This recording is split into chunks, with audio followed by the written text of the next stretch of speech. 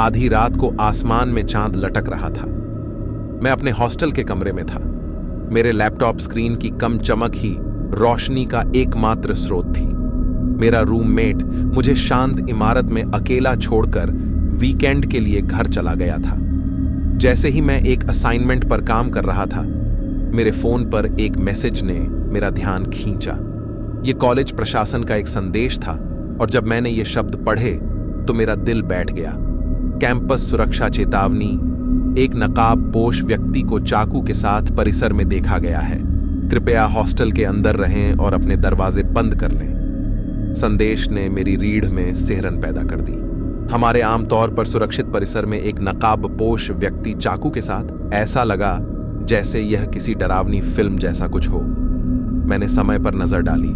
मुझे एहसास हुआ कि मैं अपने काम में इतना डूब गया था जिसकी वजह से मुझे समय ध्यान ही नहीं रहा।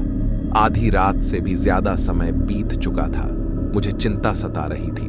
मैं अपने विकल्पों पर विचार कर रहा था। निर्देशानुसार मैं अपने छात्रावास में रह सकता हूं या मैं परिसर के बाहर किसी दोस्त के अपार्टमेंट में जाने का प्रयास कर सकता हूं। अधिक जानकारी और स्थिति की स्पष्ट तस्वीर की उम्मीद में मैंने इंतजार करने का फैसला किया।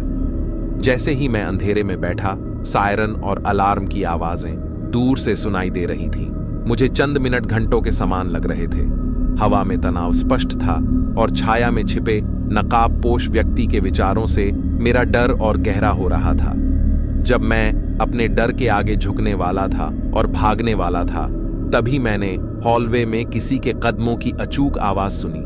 सुनते ही मेरा दिल जोरों से धड़कने लगा। प्रार्थना कर रहा था कि यह कोई साथी छात्र हो जो सुरक्षा की तलाश कर रहा हो। मेरे कमरे का दरवाजा एक झटके से खुला। नकाब और हुड पहने एक व्यक्ति चमचमाता चाकू लहराते हुए अंदर आया।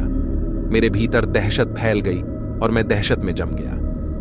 यह वही नकाबपोश व्यक्ति था जिसके बारे में संदेश ने हमें चेतावनी दी थी और वह मेरे कमरे में था। प्लीज, मैंने हकलाते हुए कहा। मेरी आवाज कांप रही थी। मेरे पास कुछ भी कीमती नहीं है। तुम्हें जो चाहिए ले लो और जाओ। नकाबपोश घुसपैठियां आगे बढ़ा। चाकू के ब्लेड की चमक मंद रोशनी में चमक रही थी। मैं उसके चेहरे पर कुछ भी नहीं देख सका, केवल नकाब के पीछे ठंडी निर्दयी आंखें देख रहा था। मेरा दिमाग इस बुरे सपने से बाहर निकलने के लिए बना रहा था, लेकिन जैसे ही स्थिति अपने भयानक चरमोत्कर्ष पर पहुंची, दूर स्थित कार हेडलाइट्स की एक श्रृंखला ने खिड़की के माध्यम से कमरे को रोशन कर दिया। नकाबपोश व्यक्ति झिंझका। उसका ध्यान आ रहे वाहन की ओर गया। व्याकुलता के उस छोटे से पल में मैंने अपनी चाल चलने का अवसर जब्त कर लिया। मैं भागने के लिए बेताब होकर खुली खिड़की की ओर लपका।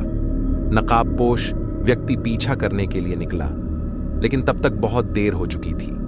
कार अपने इंजन की गड़गड़ाहट के साथ कोने में घूम गई और नकाबपोश व्यक्ति से टकरा गई, जो जमीन पर गिर गया। टक्कर तेज और क्रूर थी और मैं सदमे में देख रहा था, क्योंकि नकाबपोश व्यक्ति वाहन से टकरा गया था। उसका मुखौटा दूर जाकर गिरा। जैसे ही कार रुकी, मुझे एहसास हुआ कि नकाबपोश व्यक्ति अब हानि पहुंचने लायक नहीं था। वह फुटपाथ पर पीटीडीहा था। उसकी पहचान उजागर हो गई, लेकिन उसका जीवन समाप्त हो गया। परिसर की सिक्योरिटी और पुलिस तेजी से पहुंची और क्षेत्र जल्द ही चमकती रोशनी और आवाजों से भर गया। अधिकारियों ने तुरंत घटनास्थल को सुरक्षित कर लिया और मैंने उस भयानक मुठभेड़ के बारे में एक बयान दिया।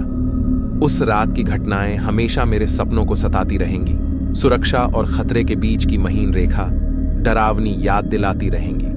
नकाबपोश व्यक्ति ने हमारे परिसर पर आतंक की छाया डाल दी थी, लेकिन अंत में उसका भाग्य एक डरावनी कहानी से भी अधिक उपयुक्त था। वह अंधेरे में एक कार से नीचे गिर गया, जिससे मैं उसका शिकार बनने से बच गया।